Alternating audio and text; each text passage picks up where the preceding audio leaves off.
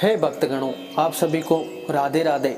भगवान श्री कृष्ण ने बताया, भगवान श्री कृष्ण कहते हैं कि श्राप के कारण स्त्रियां गर्भवती हो जाती हैं। मित्रों, एक समय की बात है जब देवी राधा रानी भगवान श्री कृष्ण के साथ गोलोक में विश्राम कर रही थी।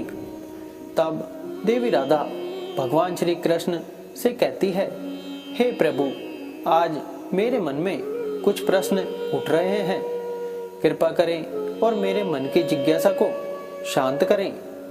तब भगवान श्री कृष्ण मुस्कुराते हुए बोले, हे देवी राधा, आपके मन में जो भी प्रश्न है निसंकोच होकर कहें, मैं इन प्रश्नों के उत्तर आपको अवश्य ही दूंगा।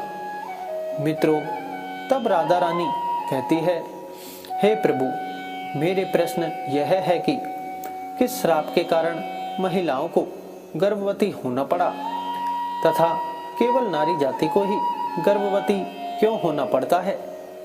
प्रभु, ऐसा भेदभाव क्यों होता है, मैं जानना चाहती हूँ।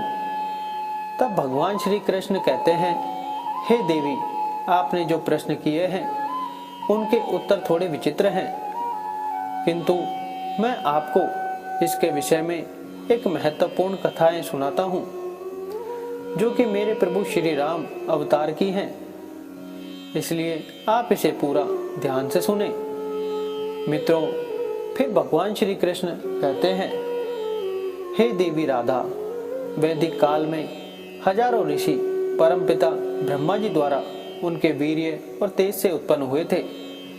उनमें से कुछ ऋषि तथा मुनियों के पेट से देवों का जन्म हुआ था, तो वहीं कुछ मुनियों के तेज से दैत्यों का जन्म भी हुआ था।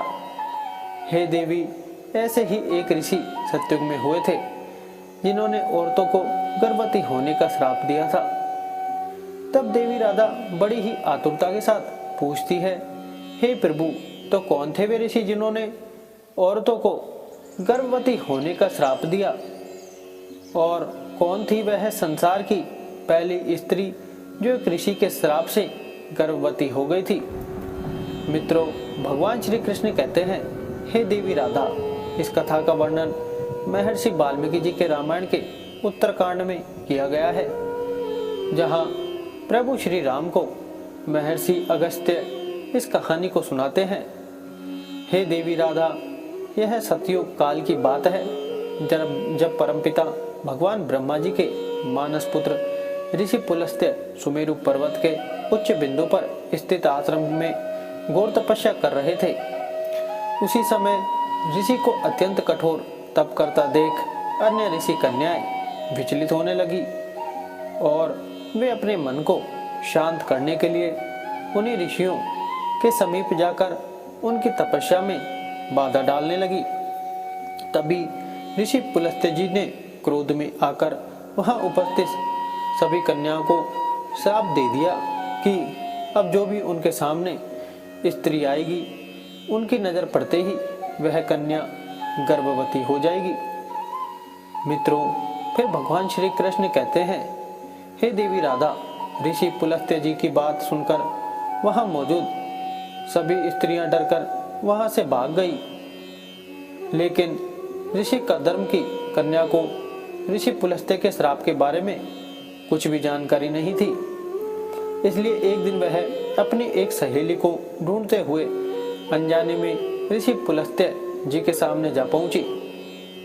ऋषि पुलस्त्य जी उस समय वेदों का पाठ कर रहे थे। तब ऋषि पुलस्त्य जी ने जैसे ही नजर उठाकर कन्या को देखा, फिर उनके श्राप का असर उस कन्या पर प्रभावित होने लगा। तत्काल ही उसका शरीर पीला पड़ गया और वह गर्भवती हो गई। अपने शरीर में इस तरह का परिवर्तन देखकर ऋषि कन्या घबराकर अपने पिता के पास पहुंच गई। मित्रों, भगवान श्री कृष्ण कहते हैं, हे देवी राधा, अपनी कन्या की ऐसी हालत देखकर ऋषि कर्दम को बड़ा ही दुख हुआ और तभी उन्होंने अपने ध्यान की शक्ति से सारी घटित घटना का अनुमान लगा लिया, जिसके बाद वे अपनी कन्या को लेकर ऋषि पुलस्त्य के पास गए और कहा, हे मुनीश्वर, आपको हमारा नमस्कार है। मेरी पुत्री अनजाने में आपके पास आई थी, किंतु आपके श्राप के कारण आज वह संसार की पहली स्त्री है जो गर्भवती हुई है। मेरा आपसे निवेदन है कि आप इसे भिक्षा के रूप में ग्रहण करें।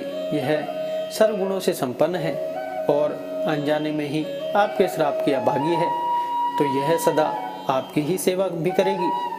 मित्रों, भगवान श्री कृष्ण कहते हैं, हे देवी राधा, ऋषि कदर्म जी की आदर पूर्वक विनती और निष्पाप उनकी पुत्री को मिले श्राप से ऋषि पुलस्त्य भी बहुत दुखी हुए और उन्होंने ऋषि कदर्म को प्रणाम किया और उनकी पुत्री ग्रहण करने का आश्वासन भी दिया। फिर उसके बाद पुलस्त्य जी ने उस कन्या को स्वीकार कर लिया, जिसके बाद वह कन्या ऋषि पुलस्त्य के साथ रहने लगी और उनकी दिन रात सेवा करने लगी।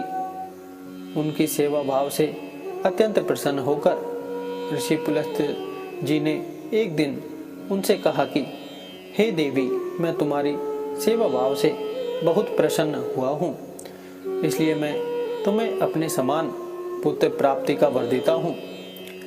जिस समय तुम मेरे सामने आई थी उस समय मैं वेदों का पाठ कर रहा था और तुमने उन वेदों का श्रवण किया था, इसलिए तुम्हारा पुत्र वेदों का ज्ञान देने वाला विश्रवा के नाम से जाना जाएगा।